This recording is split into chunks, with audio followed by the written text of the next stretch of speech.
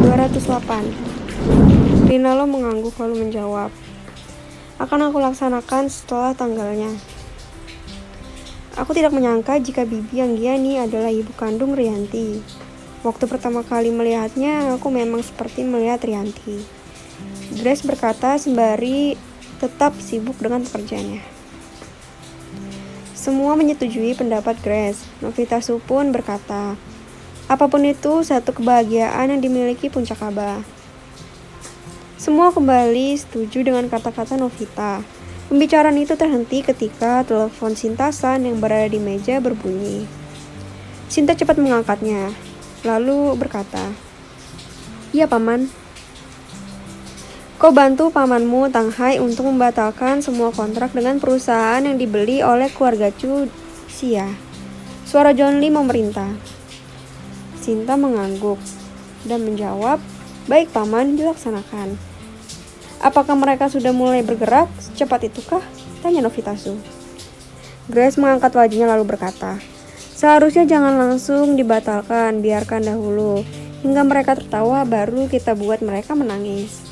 Sinta tersenyum mendengar pendapat Grace, lalu mengambil telepon dan menghubungi John Lee.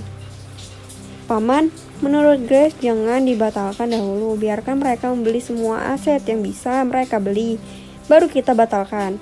Jika dibatalkan sekarang, maka kerugian mereka hanya sedikit. Itu pendapat Grace? Tanya John Lee tidak percaya.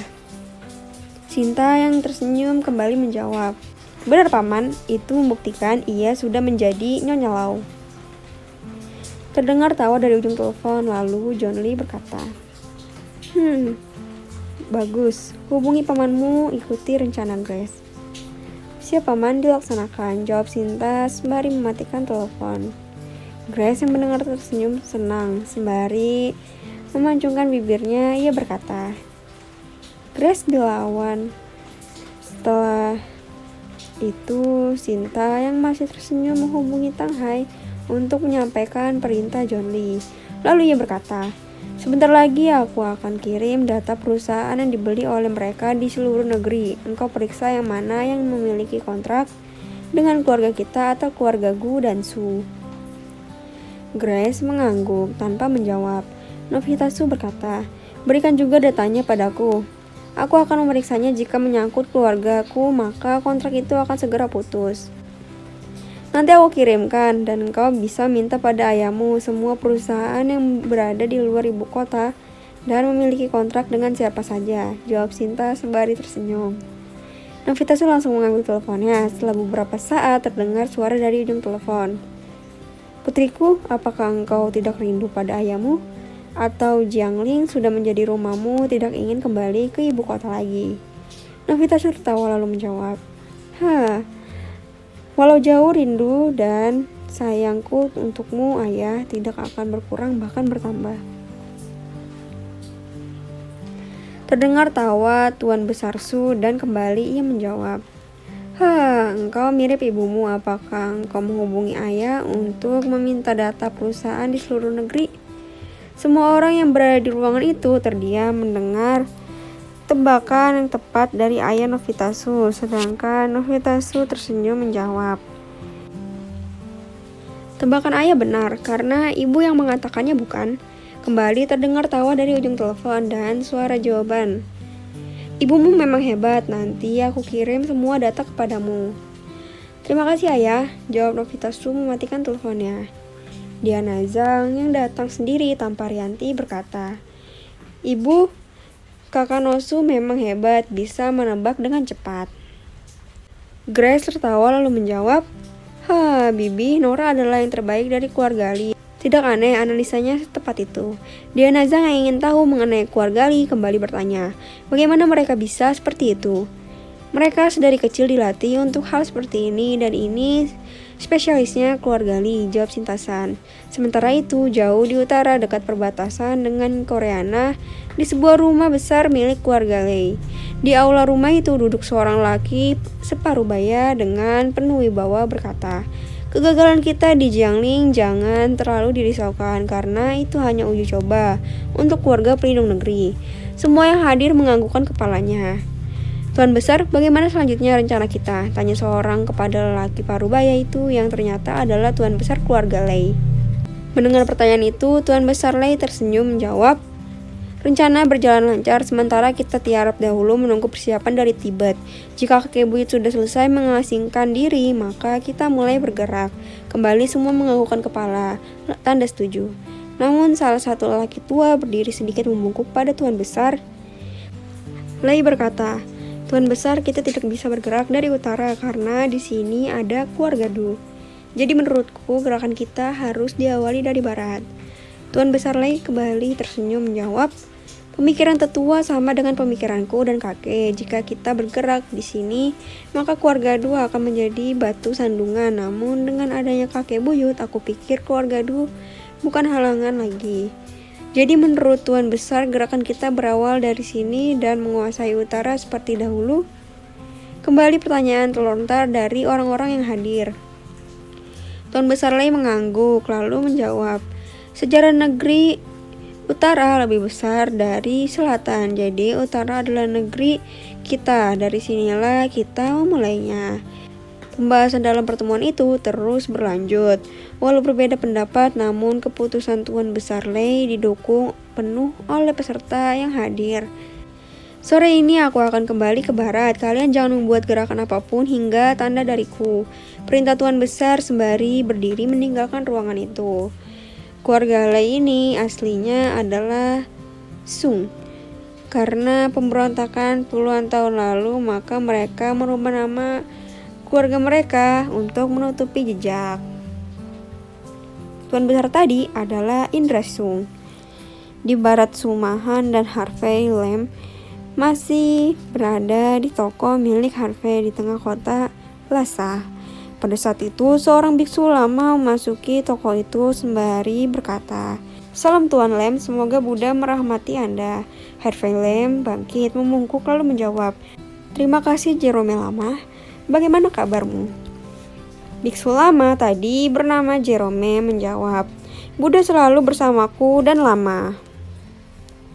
Harvey tersenyum, lalu mengajak Jerome untuk menuju dinding. Dengan sekali tarik, maka dinding terbuka dan terlihat ruangan besar di balik dinding itu. Sumahan sedikit terkejut, ia sudah beberapa bulan namun tidak mengetahui ada ruangan rahasia di balik dinding itu. Setelah Jerome masuk, maka Harvey mengajak Suma untuk masuk. Di dalam ruangan itu ada satu meja besar dan beberapa kursi. Jerome lama sudah duduk. Harvey yang mengajak Sumahan di belakangnya lalu memperkenalkan Sumahan pada Jerome. Tuan Jerome bisa menyampaikan apa saja karena Tuan Han adalah orang yang dikirim tuanku. Harvey Lam berkata sembari duduk. Jerome tersenyum lalu berkata, jika begitu maka dengarkanlah. Pertapa Mike Sung dalam minggu ini akan keluar dari tempat pengasingannya. Adik-adikku yang berkhianat sudah berkumpul, jadi Lama memerintahkan aku untuk menyampaikan kepadamu agar diteruskan kepada Tuan Raja Dewa Perang bahwa musuh akan mulai bergerak dalam bulan-bulan ini. Sumahan diam saja sembari mencatat. Harvey tersenyum menjawab, informasi yang sangat penting menurut Tuan Jerome, di manakah mereka akan memulainya. Di sini aku yakin mereka belum berani bergerak dan mengacau negeri ini. Jadi menurut Lama mereka akan bergerak di utara, jawab Jerome. Sumahan yang diam bertanya, mengapa Tuan Jerome berkata mereka tidak berani berbuat hal buruk di sini? Harvey Lam tersenyum sedangkan Jerome yang juga tersenyum menjawab, Tuan Han, Max Sung dikalahkan oleh Lama 20 tahun yang lalu dengan taruhan yang kalah harus mengasingkan diri. Jadi Max Sung tidak akan berani berbuat onar di sini karena Lama, tambah Harvey Lam. Suman mengangguk, mengerti lalu kembali menulis di bukunya. Di manakah para pengkhianat Lama berkumpul? Tanya Harvey. Jerome menjawab, di perbatasan Qinghai, di bekas gedung milik pemimpin asing.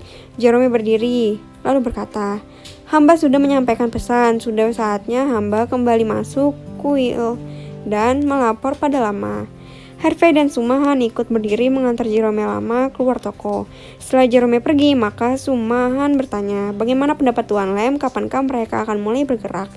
Untuk saat ini belum bisa diprediksi, namun kita awasi pergerakan para Lama. Dan jika kita ada waktu kita akan berkunjung ke perbatasan Qinghai. Jawab Harvey sembari berkemas untuk pulang. Apakah ini harus kita lapor kepada Tuan? Tanya Sumahan kembali. Harvey Lam yang berkemas menjawab, jangan dulu, besok pagi kita berangkat ke perbatasan Qinghai dan melihat perkembangannya, baru kita melapor. Sumahan mengangguk lalu ikut membantu membereskan dagangannya. Lalu mereka berdua pulang. Setelah di dalam kendaraan yang menuju keluar kota Lhasa, Harvey Lam berhenti lalu mengalirkan gulungan kecil kertas. Ia membukanya. Setelah membacanya, ia menyerahkan kepada Sumahan. Engkau sudah diawasi, segera pulang, pindahkan semua keluargamu menjauhi kota Lhasa. Begitu bunyi surat itu, Sumahan yang memegang surat itu menatap Harvey Lam yang masih tersenyum. Kita pulang lebih cepat karena surat dari Jerome tadi.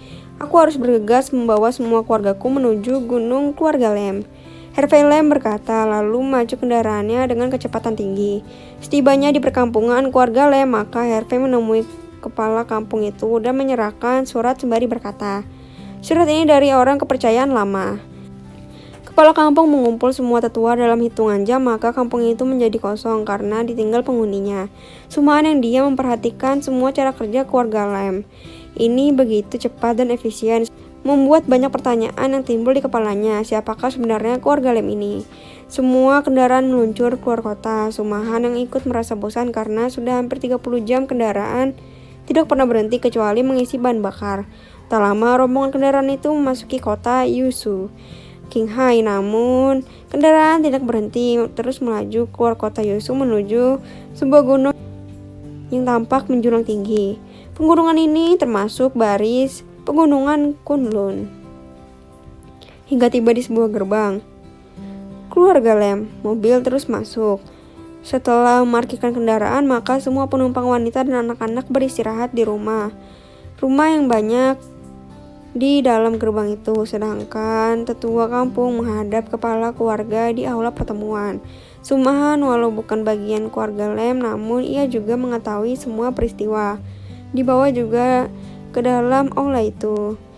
Seorang lelaki tua yang memiliki janggut panjang dengan pakaian Cina klasik menyambut para tamu dengan senyum lalu berkata, untung kalian tidak terlambat. 2 jam setelah kalian pergi, maka perkampungan keluargaku di Lhasa dibakar oleh mereka. Harvey maju membungkuk dan berkata, kakek. Harvey menghadap dan memohon maaf, semua ini karena aku jadi melibatkan keluarga. Orang yang dipanggil kakek oleh Harvey tersenyum, kita adalah keluarga Kunlun. Jadi kita tinggal di negeri ini beribu tahun. Tentu para pengkhianat negeri ini menjadi musuh kita, jadi engkau tidak bersalah. Bahkan membuat aku bangga memiliki cucu seperti engkau. Harvey Lam yang membungkuk menjatuhkan dirinya lalu berkata, aku tidak berani menerima pujian kakek.